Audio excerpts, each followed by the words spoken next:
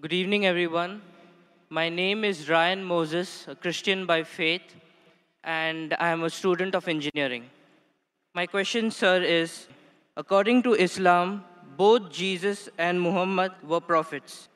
But Prophet Isa, besides his miracles, had an unnatural birth and never died, according to Islam. Besides, he has a prominent role to play in the day of judgment against Dajjal. Don't you think this special preference given to him by Allah makes him more than just a prophet? Brother Bayan has asked a very good question. He said that Islam believes that Jesus Christ, peace be upon him, and Muhammad, peace be upon him, both of them are prophets of God. But when you compare their lives, we realize that Jesus Christ, peace be upon Isa alayhi salam, had unnatural birth, meaning that he was born miraculously without any male intervention, and he did not die. So don't these two qualities make him superior to Prophet Muhammad, peace be upon him?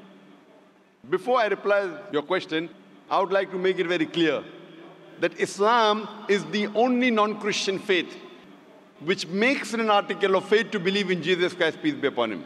We believe that he was one of the mightiest messengers of Allah subhanahu wa ta'ala. We believe that he was the Messiah, translated Christ. We believe that he was born miraculously without any male intervention. We believe that he gave life to the dead with God's permission. We believe that he healed those born blind and lepers with God's permission. The Christians and the Muslims, we are going together. But there is parting of ways. The parting of ways is that many of the Christians, they claim and they think that Jesus Christ, peace be upon him, he claimed divinity and he was Almighty God. First, I'll reply to these queries that if Prophet Jesus, peace be upon him, was born miraculously, he had a mother but had no father, so doesn't it make him superior to Prophet Muhammad, indicating that doesn't mean he's God?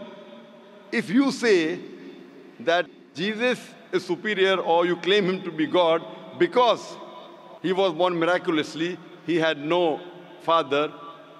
Allah says in the Quran in Surah Al-Imran chapter number 3, verse number 59, Allah says, Inna masal Isa in the like masal Adam. Khalaqahu min turab, summa qala lahu kun fayakun. The similitude of Jesus, peace be upon him, in front of Allah subhanahu wa ta'ala is the same as Adam, peace be upon him. He was made from dust and Allah said, be, and he was. If you say that Jesus is God because he had no father, in that context, according to the Quran and according to your Bible, Adam, peace be upon him, had no mother and father. That makes him a greater God.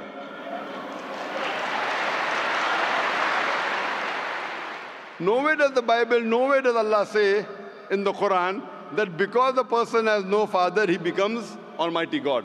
Allah is the best to create. He wanted to show people his power. Normally, a human being is born with a father and mother. He had an example of Adam alayhi salam, who was born without a father and mother. You have the example of Bibi Hawa, Eve, may Allah be pleased with her, who was born without any female. The last example pending was a person being born without a father, which is fulfilled in the birth of Jesus Christ, peace be upon him. Coming to your second query, that we Muslims believe, and even the Bible says, that Jesus Christ, peace be upon him, did not die.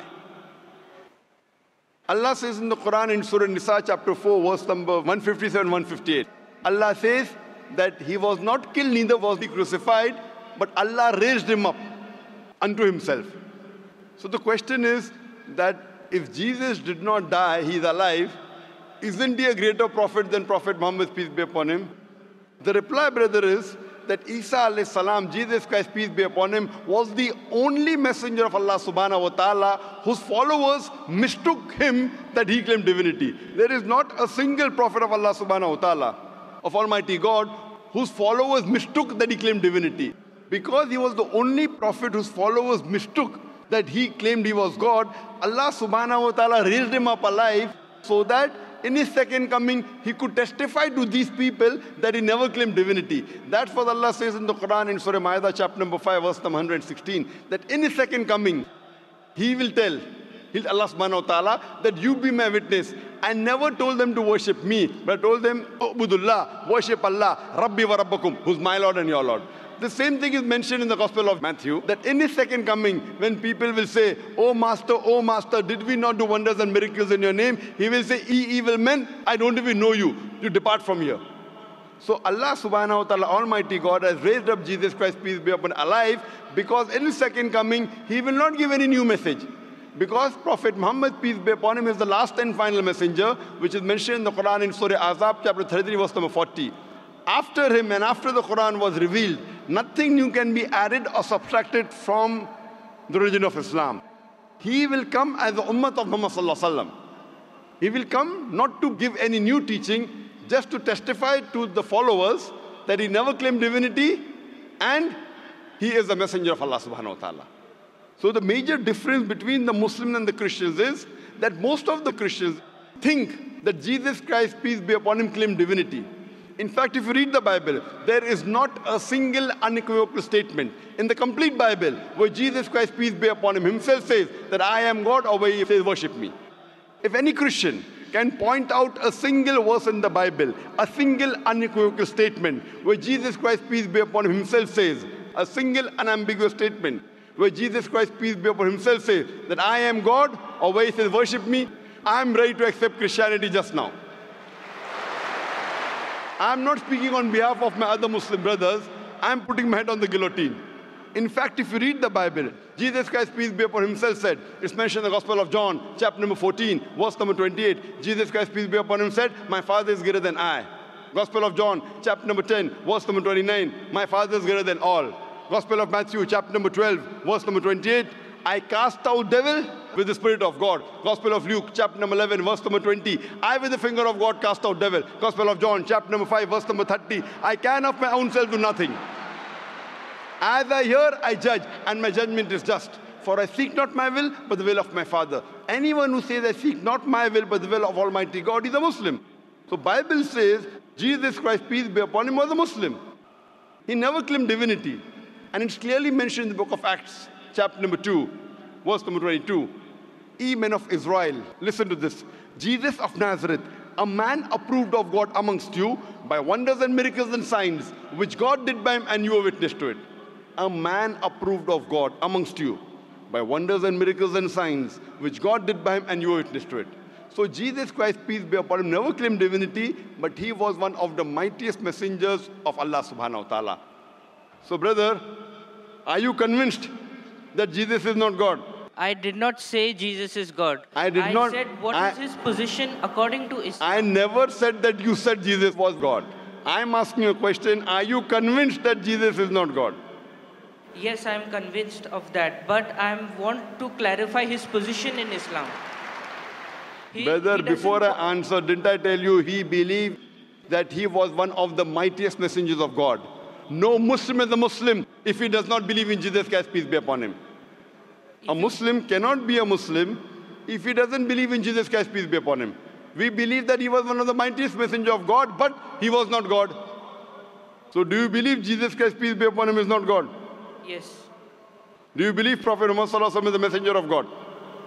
I believe that Jesus Christ, being a prophet, was more than a prophet. That doesn't make him God, but his position is unknown. What is his exact position? He's more than a prophet, but not God. But what is his position? He is a prophet of God, he's a messenger. But he doesn't qualify to be a prophet because he has done like unnatural birth, unnatural death, and again day of judgment coming. Brother, did you hear my answer? If you claim that he is somewhere more than a prophet because he was unnatural born, he was born without a father, then Adam, peace be upon him, becomes a bigger than Jesus, peace be upon him. But Adam had a death, natural death. But Adam, there was no misconception amongst the followers of Adam, peace be upon him, that he claimed divinity. There's a misconception amongst the followers of Christians that they claim that he was God. That's the reason Allah kept him alive. And Jesus Christ, peace be upon him, said, it's mentioned in the Gospel of John, chapter number 16, verse number 12 to 14, I have many things to say unto you, but he cannot bear them now. For he, when the Spirit of truth shall come, he shall guide you unto all truth. He shall not speak of himself, all that he hears shall he speak. He shall glorify me. Now this prophecy refers to no one but Prophet Muhammad, peace be upon him. So if you're a good Christian, if you're a person who believes in Jesus Christ, peace be upon him, if you believe in his teachings, then you also have to believe that there's someone else to come who shall guide you. And that is Prophet Muhammad, peace be upon him. So that is the reason I'm saying that if you're a true believer in Jesus Christ, peace be upon him, you have to believe in Prophet Muhammad sallallahu alaihi wasallam, otherwise you're not a true believer. So are you a believer in Prophet Jesus? Yes. Do you believe in Gospel of John chapter 16 verse number 12 to 14? Yes, I do. He's talking about Prophet Muhammad, peace be upon him, to come. So do you believe in Prophet Muhammad, peace be upon him? I can't comment right now. So I request you to do more research Okay, I will. on your Bible, and you can see my video cassette, similarities between Islam and Christianity. Yes, I'll do that. Thank you.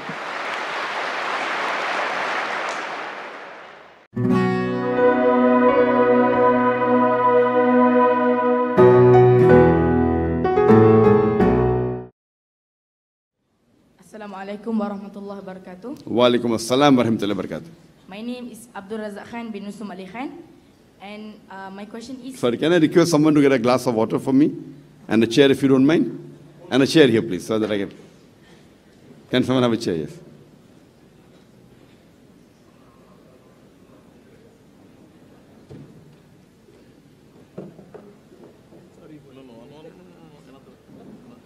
Okay, you can ask the question, no problem. My question is Islam a sexist religion because women seems to get more privileges over men? Thank you. Can you repeat the question? I didn't hear a question. Islam is a? Is Islam a sexist religion? Sexist. Yes. Because women seems to get more privileges over men. Is Islam a sexist religion that women get more privilege than men? MashaAllah, this is the first time I've been asked this question.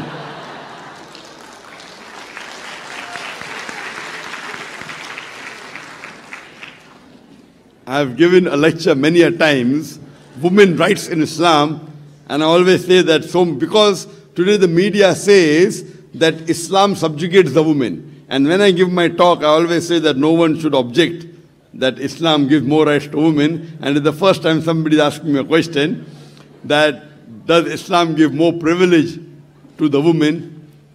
Yes, compared to other religion, I agree with you. Compared to other religion, Islam gives the maximum rights to women. But as a whole, the men and women in Islam are equal. But equality doesn't mean identicality. They are equal, but they are not identical. They are equal. And I do agree with you that what the media portrays, that women are subjugated, they're kept behind, they're backward. I do agree with you that compared to other religion, Islam gives the maximum right. So that's the reason in my talk, I talk about the rights women get. So when a person hears my talk, he would think that the women are considered superior. Women are not superior. They are same as men. Both are equal, but equality doesn't mean identicality. And I will give you a small example. If in a class, 2 students, they get 80 out of 100, both come out first. Both get 80 out, student A and student B. When you see the answer sheet, we come to know that there are 10 questions, each question carrying 10 marks. In question number 1, student A gets 9 out of 10. Question number B gets 10 out of 10. In question number 2, student B gets 9 out of 10 and student A gets 9 out of 10. So in question number 1, student A has the degree of advantage over B.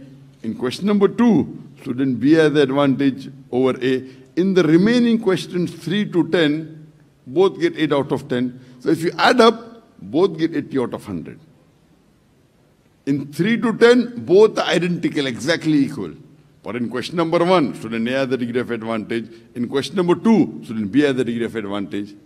For example, if a robber enters my house, I will not say I believe in women liberalization, men and women are equal. I will not tell my wife to go and fight. I will not tell my daughter to go and fight. Because Quran says in Surah Nisa chapter 4 verse 34 that Almighty God has given more strength to the men. Quran says, Ar-rijalu qawwamun ala nisa. that the men are the protectors. Many people think Qawwam means superior. No. Qawwam comes from the root word Aqama, meaning to stand up for. So it is the duty of the man to stand up for the woman. And the verse continues, because Almighty God has given more strength to the woman. So in strength, the men have a degree of advantage.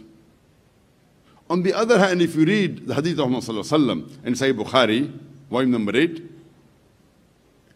in the book of manners, Adab, chapter number 2, hadith number 2, a man approaches the Prophet and asks that who deserves the maximum love and companionship in this world? The Prophet said, your mother. The man asked, after that who? The Prophet said, your mother. The man asked, after that who? The Prophet repeated for the third time, your mother. The man asked, after that who? Then the Prophet said, your father. That means 75% of the love and companionship goes to the mother. 25% goes to the father. 3/4 of the love and companionship goes to the mother. 1/4 goes to the father. In short, the mother gets the gold medal, she gets the silver medal, as well as the bronze medal. The father has to be satisfied with the consolation prize. So here, the women have a degree of advantage. Our beloved Prophet Muhammad said that your mother which bore you for 9 months, you cannot compensate even if you give a mountain of gold. So here, the women have a degree of advantage. There, the men had a degree of advantage. So depending upon situation, sometimes men have a degree of advantage, sometimes women. Many other places, they're exactly equal. As Allah says in Surah Ahzab, chapter 33, verse 35, Innal Muslimina wal Muslimati.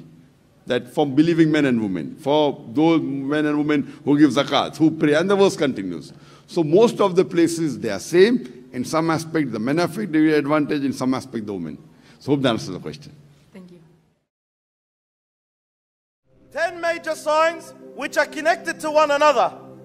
As the Prophet ﷺ says in another hadith, that are like beads in a string or a necklace. If you cut it, all the beads will start falling one after the other, and that's how the 10 major signs will occur. The moment one of them will occur, then the others and the other ones will follow.